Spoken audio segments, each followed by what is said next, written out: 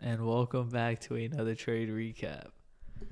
Yesterday I was getting so much hate on social media, on Instagram, on Twitter, everywhere I go. Everybody was like, "Oh, if you took longs today, you're a donut." On it, shut up. We're back on the winning column, and that's all that matters. I'm gonna do a little trade recap, why I took shorts, why I faded longs. We'll go from there. Now, let me remove all of this. By the way, we had a banger stream. All right, we just got in some shorts. We're in shorts. This is the strategy, guys. You guys have heard of AMD, accumulation, manipulation, distribution. This is called MAD. Manipulation, accumulation, distribution. Is MAD going to print, guys? I don't know. Is MAD going to print? I'm saying all this, we're only up 10 points. All right, well, we're $20 in profit. Gather and everybody get up. We got to get some exercise going. Come on, guys. Oh, shit. Hey.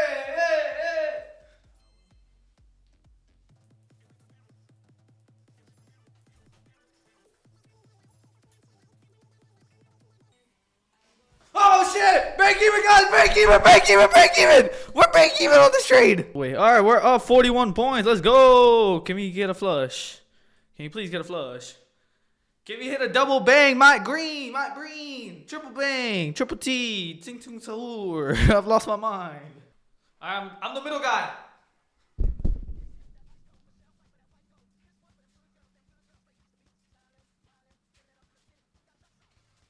Hey. Any of those turn around? How am I still in this position? Should I just take this? Hold on. We hit TP in the morning. All that matters. But this is what I saw coming into the day. Obviously, the whole news about the ceasefire caused us to be up about. We peaked at, I'll say 910 points, I want to say. 900 points. We pumped up 900 points in overnight. And I've said it before, if, Asia and London move a lot, there's a chance that, NQ is not going to distribute and it's just going to accumulate and stuff. It's consolidate. And that's what I was hoping from. I didn't want to trade today. I had to fight my way out of bed because I was like, bro, there's no point for me to take a trade.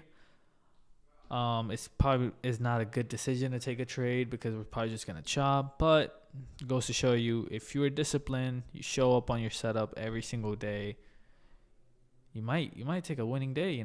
If I just stayed in bed, I would have just been like, whatever, prices, and would have called it there. Decided to show up like I do every single day in the morning. Went live, caught this short with you guys, and yeah. My draw for today in the morning was 397. The only reason I was leaning bearish was because the second we opened, this is 929. The second we opened, we had two consecutive. This was a 73-point candle to the downside, followed by a 58-point candle to the downside. Now, why would I want to long this? Doesn't make sense. We did not take out London highs, right? That's the one thing I did not like about this setup again. And, in the past couple of trade recaps, you guys can see that I still take trades before, we sweep something, because that's just how the market has been moving. You have to adapt to it sometimes. I am kind of expecting us to not take out highs at this point. If we don't, I'm not surprised at all. A lot of people took this 1 minute gap to the upside. Come on. 1 second. A lot of people took this 1 minute gap to the upside and ended up failing. We did tag, London lows, and I was honestly really, really thinking about taking this setup. The only reason why I didn't take it was we never got tagged into it, by the way. I'll wait for a candle closure above. This would have been the trade that I actually was looking at this trade before. I would have been risking 43 points. Just never got the entry. And then we just kept on dumping. Down here, I had some 5 minutes marked out. to see if you could get a potential short entry. This one we ran through, but this is the 5 minute gap that we took an entry off of. Obviously, not the best entry at all. This was probably like a 6 point gap. But whenever you have a bias where price is just going one direction, you kind of want to look for a setup. It doesn't have to be perfect. Obviously, I would much rather us take this gap, but our entry ran. So I use this as confirmation and I looked for continuation. We consolidated, came back down, wasn't tagged in. I was waiting for a candle closure below, a retest, and continuation, right? So until we get that, I'm just waiting. And boy, we were waiting for a very long time, but we ended up getting our entry right. Dude, as soon as we dumped about 17 points or so we dumped about 36 points, but we retraced back up. And the one reason why I still took this trade, because my break even never got tagged, even whenever I wasn't in this trade. My break even for this trade was right down here. Look how close we got to sweeping those break evens. If we were to hit this break even level and then bounce up, I would never got this entry. But the fact that we didn't and we retraced, I got tagged in right there. And bro, look at this price action. This is why you shouldn't take a trade whenever there's news. We were battling. We were literally battling in this trade. Ended up hitting full TP. Got break even right up here. After we got break even, I thought we were going to hit stop loss like so many times. And then we just kept on dumping. We dumped so much since our full TP got hit. And now the market is just, it's just going to do its thing. Today wasn't supposed to be a day where I take a trade. Ended up taking a trade and made about $657 per account. Let me show you guys my execution. Up about $657 per account on these TradeFi Lightning funded accounts. If you want to get your accounts, make sure you use code Zaeem for 40% off. I'm trading without an EVA right now. This is a straight to funded, and we are very, very close to getting a payout. But yeah, as you guys can see. Oh, wait. Oh, it failed me earlier I sold one at 131 and the other one, hold on, let me see. I didn't even notice that on live.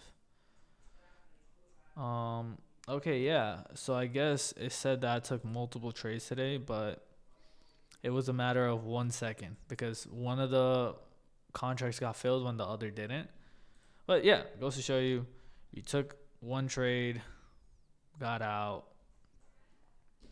up 657 on the week. Now we are up about $820 per account. So that is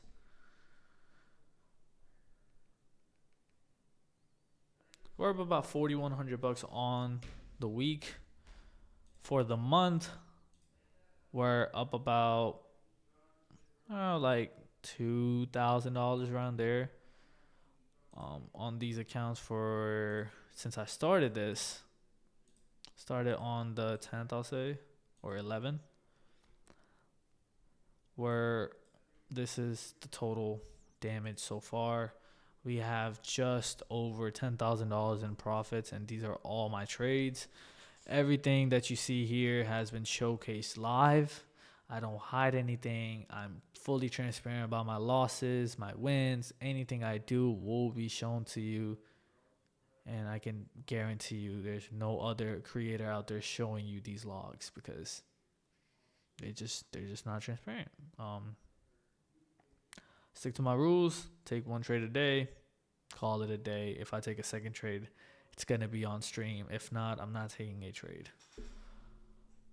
Oh, this is a full thing. You can literally just mark out all my entries. Look at where I put my TP, where my stop loss, and I promise you everything will be same. Everything is consistent because there's only one strategy that I take every day. If my setup doesn't show up, I don't take a trade. Simple as that. You got to make trading consistent. You got to make trading boring. I've been taking the same setup, the same trade for the last month at the same time. Everything's been consistent, and you guys can see we're up, right? All that matters at the end of the day is we're making money. I would much rather make my money with my A plus setup than try to make some dumb trades just to get my P&L up and down. That's just not trading. That's gambling. But anyways, the drawdown is up to 22.47. That is where it's going to stay now. From the payout right now, we're just under $900 away from requesting $2,000 from each account. That will be a $10,000 payout requested live on Tradify TV. And I took this journey from $50,000 all the way to a payout, all live, all done for free. I don't charge for anything, guys. And that's all that I'm going to leave it at. We have FOMC tonight. We have FOMC at 2 p.m. Do not trade it. But other than that, I'll leave you guys. You guys have a great rest of your day.